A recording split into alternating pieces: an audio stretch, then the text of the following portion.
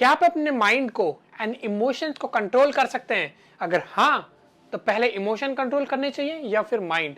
बात करेंगे इस वीडियो में।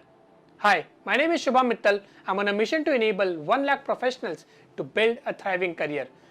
सबसे पहला पॉइंट, अगर आप सोच रहे हैं कि यार मुझे अपने माइंड को कंट्रोल करना है या अपने इमोशंस को कंट्रोल करना है, that is the wrong thought. Because जिस भी चीज को आप कभी कंट्रोल करेंगे, that will not work out. Imagine, मान लीजिए आप अपने किड, अगर आपके पास कोई किड है और आप उन्हें कंट्रोल करते हैं, क्या उन्हें अच्छा लगेगा? या मान लीजिए आपके पेरेंट्स आपको कंट्रोल कर रहे हैं, या आपका बॉस आपको कंट्रोल कर रहा है, या कोई और थर्ड पार्टी आपको कंट्रोल कर रही है, will you like it? No. Similarly, जब आप सोचते हैं कि यार मैं अपने माइंड को, अपने इमोशंस को कंट्रोल करना चाहता हूं, that is not the right intention. Rather manage them. How do you manage your emotions? How do you manage your mind so that you are always at optimum state? और उसके लिए कुछ strategies होती है, but उसके पहले हमें समझेंगे पहले माइंड पे फोकस करें या इमोशंस पे फोकस करें। The answer is focus on your emotions first. Because आप खुद सोचिए, जब आप गुस्से में होते हैं, क्या आपके दिमाग में कुछ और चल रहा था उस गुस्से को लेके? नहीं, सिर्फ आपके मन में यह चल रहा होता है कि ये गुस्सा क्यों हुआ, मैं अब क्या करूंगा, मुझे कुछ समझ नहीं आ रहा, I am the right, that person is wrong. वो सारी चीजें दिमाग में चल रही है। बट कितनी बार आपने ये सोचा है, what kind of emotions I am feeling right now? Because जो भी आप इमोशन में फील करेंगे वो आपके माइंड में कन्वर्ट होगा। So once you fix your emotions, once you manage your emotions, you will be able to manage your mind. Now, emotion को किस तरह से फिक्स किया जाता है शुभम? बहुत लोग बोलते हैं यार पॉजिटिव सोचो, बट जब मुझे गुस्सा आ रहा है, किस तरह से मैं पॉजिटिव सोचूं? या मेरा एकदम माइंड अपसेट है, can I think positive? Not necessarily, और शायद मैं भी नहीं सोच सकता हूं। What we need to do is do something different. What?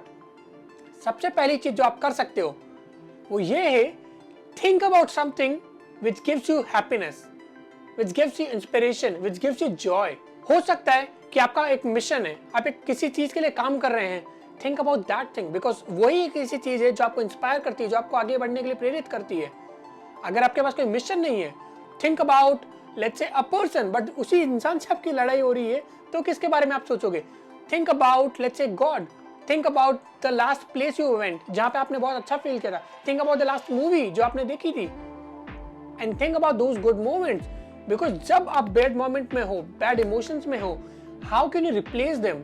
वो रिप्लेसमेंट होगा जब आप किसी और चीज को सबसाइड करोगे, किसी और चीज को आप लेके आओगे, जब आप किसी और चीज पे फोकस करोगे।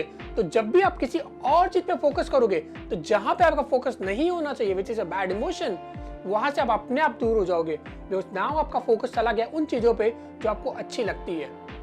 ये सब भी अगर पॉसिबल नहीं है, what you can do is go on Netflix and watch a good documentary.